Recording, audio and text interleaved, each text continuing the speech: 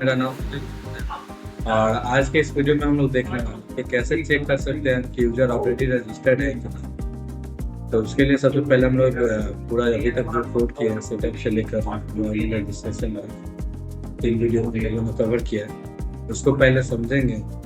फिर उसके बाद ये जो चेक करना है हम लोग को कि यूजर ऑलरेडी रजिस्टर्ड है कि नहीं या लॉगिन है कि नहीं। तो लॉगिन स्टेटस मैनेज करने के लिए हम लोग सेट प्रेफरेंस का यूज़ करेंगे। इसमें क्या करेंगे, सेट प्रेफरेंस को एडिटेबल बना के उसके अंदर लॉगिन स्टेटस रखेंगे और यूजर का नेम ईमेल भी स्टोर करेंगे। ये जो डेटा स्टोर करने का काम ये हम लोग का सेट प्रेफरेंस लोकली स्टोर करता है। जब तक आपका ऐप अनइंस्टॉल नहीं होता तब तक आपका डेटा एडिट नहीं। ठीक है, एक चीज़ और होता है कि अगर आप सेट प्रेफरेंस का यूज़ कर रहे हो तो अगर ये डेटा को कैसे से भी क्लियर करोगे तो डेटा ही रहेगा। तो इसका जो सेटअप करना है, टेबल बनाना है, जो फिल्ड यानी कि हम लोग का लॉगिन स्टेटस का, नेम का और ईमेल का, ये सारा काम हम लोग सेट प्रेफरेंस में जो करेंगे ये करेंगे हम लोग आपके डेटाबेस हेल्पर के अंदर, जहाँ पे हम लोगों ने डेटाबेस को बनाया था और उसमें हम लोग इंसर्ट, अपडेट, डिलीट का जो भी काम करते हैं वहाँ पे करेंगे। क्यों करेंगे? क्योंकि ईजिली हमको वहाँ पे ईमेल, नेम, पासवर्ड हर एक चीज़ मिल जाएगा और एक जगह करेंगे। अब जहाँ हम लोग लॉगिन का कॉल करेंगे वहाँ ऑटोमेटिक हम लोग का काम हो जाएगा, तो इसीलिए हम लोग वहाँ पे यूज करेंगे। आइए चलते हैं एंड्रॉयड स्टूडियो में और देखते हैं स्टेप बाय स्टेप। अगर आपको दिक्कत नहीं होगा, जैसे लॉगिन रजिस्ट्रेशन में कोई दिक्कत नहीं है, सेटअप में कोई दिक्कत नहीं, तो आप डायरेक्ट एक्सप्लेनेशन को स्टेप बाय कर सकते हैं और लॉगिन स्टेटस चेक करने का कोड सिर्फ देख सकते हैं। तो चलते हैं हम लोग अपने एंड्रॉयड स्टूडियो के अंदर। तो अभी हम लोग सेट प्रेफरेंस का यूज़ करेंगे और जो भी लॉगिन स्टेटस को मैनेज करके रखना है तो ये काम हम लोग करेंगे डीबी हेल्पर के अंदर। क्यों? क्योंकि सारा वैल्यू हम लोग को डीबी हेल्पर के अंदर इजीली मिल जाएगा, जैसे नेम, ईमेल, पासवर्ड। अगर हम लोग यहाँ लॉगिन के अंदर जाते हैं तो लॉगिन के अंदर हम लोग को फिर नेम नहीं मिलेगा, तो नेम नहीं मिलेगा तो फिर यहाँ से रिटर्न करना पड़ेगा। हम लोग जहाँ इंटीजर रिटर्न कर रहे हैं वहाँ पर हम लोग को रिटर्न करना पड़ जाएगा ये पूरा डेटा। ठीक है, तो इसीलिए हम लोग क्या करते हैं यहाँ पे कि जो भी हम लोग सेट प्रेफरेंस का काम करना है डायरेक्ट हम लोग यहाँ पे सर्विस के अंदर करते हैं। ये जो क्लास फाइल है हम लोग का डीबी हेल्पर उसके अंदर करते हैं।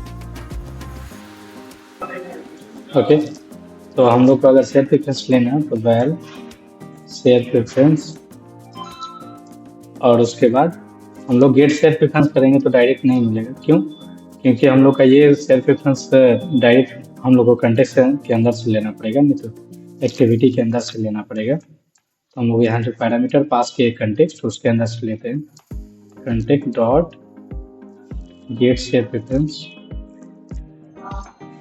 गेट सेट प्रेफरेंस और यहाँ पे हम लोग पास करते हैं सेट प्रेफरेंस का नाम, जैसे ऑथ पास कर देते हैं, ऑथेंटिकेशन। ठीक है, उसके बाद हम लोग को क्या पास करना पड़ेगा, mode context dot mode private. Okay, अगर आप ऑथेंटिकेशन रखना चाहते हैं तो ऑथेंटिकेशन भी रख सकते हैं, यूजर रखना चाहते हैं तो यूजर भी रख सकते हैं, ये आपके ऊपर डिपेंड करता है। बट जब जो सेट प्रेफरेंस का भी नाम दे रहे हैं स्टोर करते समय वही गेट करते समय भी हम लोग को यूज करना पड़ेगा, तभी के लिए यूजर ही रखते हैं। अब इसके अंदर जो भी वैल्यू हम लोग को स्टोर करना है तो इसको एडिटेबल बनाना पड़ेगा हम लोग को, लास्ट में डॉट एडिट लगा देते हैं। ठीक है, अब सेट प्रेफरेंस डॉट हम लोग को पुट स्ट्रिंग करना होगा क्योंकि नेम, ईमेल सब कुछ स्टोर करना चाहते हैं, नेम। अब यहाँ पे क्या देना होता है, हम लोग को की एंड वैल्यू दोनों देना होता है। तो अगर आप चाहते हो कि दोनों मिसमैच नहीं हो तो इसका नेम की कर दो कि आपको पता चले कि सेट प्रेफरेंस का और जो इसके लाइट का दोनों का अलग अलग है। ओके, फिर उसी तरह से ईमेल को करना है तो ईमेल की कर दो, ईमेल की और इसमें ईमेल पास कर दो। ओके, फिर उसमें पासवर्ड यूज़र को तो पासवर्ड दिखाने की ज़रूरत नहीं है, तो हम लोग पासवर्ड नहीं भी डालेंगे तो कोई दिक्कत नहीं है। लॉगिन स्टेटस डाल देते हैं। जैसे ही रजिस्टर्ड यूज़र कर रहा है तो हम लोग होम पेज पे भेज रहे हैं, ठीक है। तो इसका लॉगिन स्टेटस ट्रू कर देते हैं, लॉगिन स्टेटस, ठीक है। और यहाँ पे कोमा देके वैल्यू बाय डिफॉल्ट ट्रू। जैसे रजिस्ट्रेशन सक्सेस हो जाएगा तो ये क्या हो जाएगा हम लोग का, ट्रू हो जाएगा।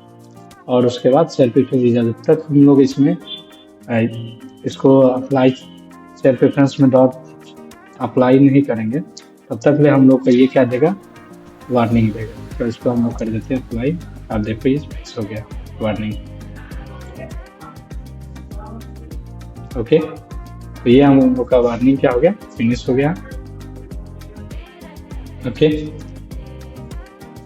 सेम चीज़ें हम लोग को क्या करना पड़ेगा, सिर्फ लॉगिन के समय स्टेटस को हम लोग चेंज करेंगे। इसको कॉपी करते हैं सेम चीज़ को, और लॉगिन वाले में चेक कर लेते हैं यहाँ पे पेस्ट, और यहाँ पे नेम हम लोग को स्टोर करने की जरूरत नहीं है, सिर्फ स्टेटस चेंज करेंगे। और एक कंडीशन भी लगाना पड़ेगा हम लोग को, इतना समय का हो गया, बट इसमें चेक करना पड़ेगा जो काउंट है, काउंट, क्योंकि क्या होगा ना कि यूजर ईमेल पासवर्ड गलत भी डाल देगा तो ये सेव कर लेगा ना, क्योंकि हम लोगों ने कंडीशन नहीं चेक किया। तो result dot count, okay.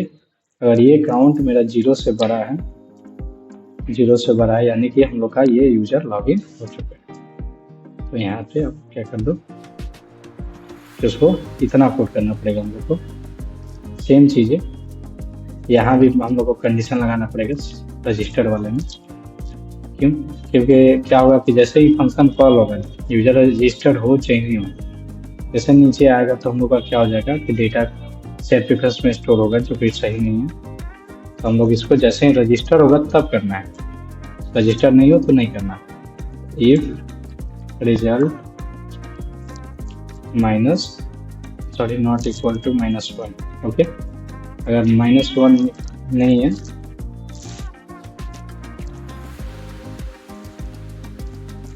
Dot to int कर दो आप, ओके। क्यों, क्योंकि डेटा टाइप दोनों का मिसमैच था ना, या नहीं तो 2 इंट नहीं लगाना आपको, तो 1 के बगल में आप टेल लगा दीजिए। क्यों, क्योंकि हम लोग का जो रिजल्ट के अंदर आता है वैल्यू, वो हम लोग का लॉन्ग के अंदर आता है। इसको कट करके आप पेस्ट कर दो इसके अंदर, इफ के अंदर, ठीक है। तो जैसे ही रजिस्टर होगा तो उसके अंदर हम लोग का सेल्फ प्रेफरेंस के अंदर वैल्यू स्टोर हो जाएगा। अगर लॉगिन होगा तो लॉगिन करते समय क्या हो जाएगा, वैल्यू उसका अपडेट हो जाएगा, ओके।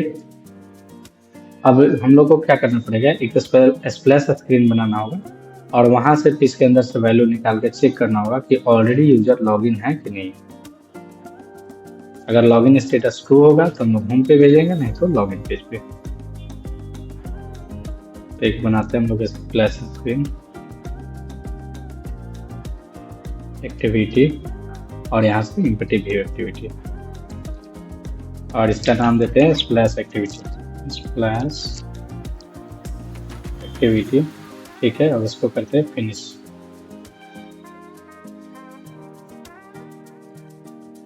ओके, हम लोग का स्प्लैश एक्टिविटी बन गया। अब इसको हम लोग को splash activity as a behave करें, तो फर्स्ट टाइम ओपन है, तो उस अभी जो हम लोग का लॉगिन एक्टिविटी खोल रहा है उसकी जगह हम लोग को स्प्लैश एक्टिविटी को रखना पड़ेगा। तो यहाँ रखते हैं हम लोग स्प्लैश एक्टिविटी, और यहाँ कर देते हैं हम लोग लॉगिन एक्टिविटी, ओके। अब बाय डिफॉल्ट जो हम लोग का स्क्रीन खुलेगा वो हम लोग का स्प्लैश स्क्रीन खुलेगा, उसके बाद हम लोग का लॉगिन स्क्रीन खुलेगा। तो यहाँ पे हम लोग डिसीजन मेकिंग का काम करेंगे। तो सेल्फ प्रेफरेंस का जो काम हम लोगों ने डीबी हेल्पर के अंदर किया, सेम चीज़ें हम लोग क्या करते हैं, फर्स्ट वाला लाइन कॉपी पेस्ट करते हैं, कॉपी एंड सेल्फ प्रेफरेंस के ऊपर आकर यहाँ पे पेस्ट करते हैं, नहीं तो आप लिख भी सकते हो, ठीक है। और अगर आप एक्टिविटी के अंदर हो तो आपको ये कंटेक्स्ट लिखने की ज़रूरत नहीं है, बाय डिफ़ॉल्ट आपको मिल जाते हैं। और आपको सिर्फ डेटा को गेट करना है, तो ये एडिटेबल हटा दें, ठीक है। अब करना क्या है, हम लोग को सिर्फ वैल्यू को गेट करना है।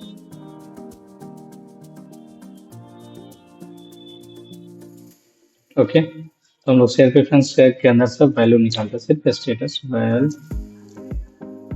Login status equal to self reference dot get boolean. क्यों? क्योंकि हम लोग का बुलियन वैल्यू स्टोर किए हैं। अब सेम चीज़ें जो हम लोग को स्टोर किए हैं की सेम की हम लोग का गेट करते समय भी देना होगा। तो यहाँ गेट करते समय दे दिए, और अगर मान लो कि उसमें वैल्यू नहीं होगा तो डिफ़ॉल्ट वैल्यू हम लोग दे देते हैं फॉल्स। ओके, अब यहाँ से चेक करते हैं if login status equal, login status अगर है हम लोग का तो स्टार्ट एक्टिविटी कर दो आप यहाँ पे इंटेंट, और इंटेंट के अंदर पहले आप कंटेक्स्ट पास कर दो। उसके बाद हम लोग होम स्क्रीन पे भेजना चाहते हैं ना, main activity colon class dot जावा, ठीक है। और स्प्लैश को आप कर दो फिनिश, क्योंकि हम इस पर दोबारा नहीं आना चाहते। एल्स इसको हम लोग भेज देते हैं लॉगिन स्क्रीन पे।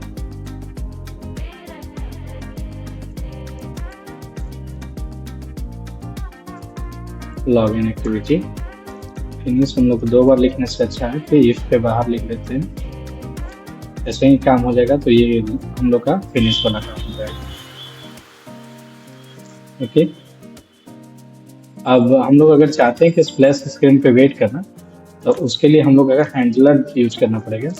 एक हैंडलर एक क्लास होता है, handler dot post delay, handler का ऑब्जेक्ट, और उसके बाद पोस्ट डिलेड। ओके, इसके अंदर हम लोग को कर्ली ब्रेसेस पास करने हैं, फिर उसके बाद कॉलन के बाद टाइमिंग, जैसा 3 सेकंड रुकना, 3 मिली सेकंड, और इसके अंदर हम लोग ये कोड डाल देते हैं।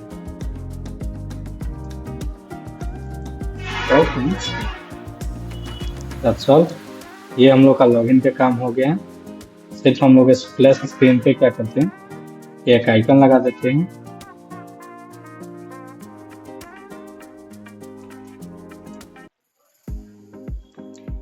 ग्रेविटी सेंटर, सिर्फ ग्रेविटी करते हैं, और orientation vertical, SRC sorry image view, tab content,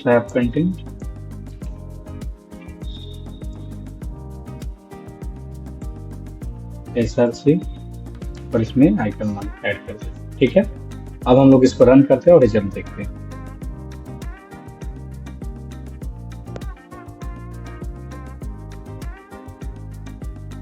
run हो रहा है हम लोग का प्रोजेक्ट, वेट करते हैं रिजल्ट आने तक।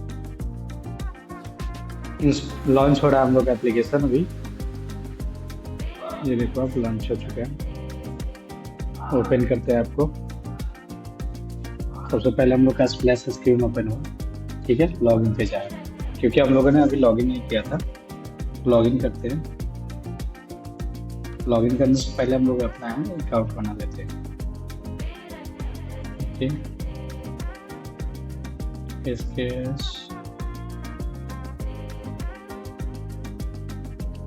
gmail.com 1 2 3 4 5 6 7 8। ओके, रजिस्टर नाउ पे क्लिक करते हैं। हम लोग का रजिस्ट्रेशन हो गया। अब ऐप को क्लोज करते हैं और फिर से खोलते हैं। अगर हम लोग का है फिर से हेलो वर्ल्ड दिखाएगा, यानी कि होम पेज पर आया, तो लोग समझेंगे कि लॉगिन हो गया, अदरवाइज सॉरी रजिस्ट्रेशन हो गया है। और हम लोग का ये भी काम कर रहा है, क्या बोलते हैं, कंडीशन चेकिंग वाला।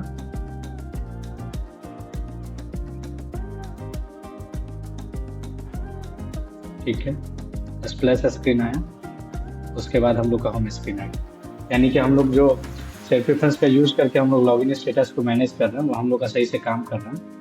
हम लोग को एक लॉग आउट बटन लगाना होगा, जिस पे क्लिक करते ही लॉग आउट हो जाए। तो देखते हैं नेक्स्ट वीडियो में।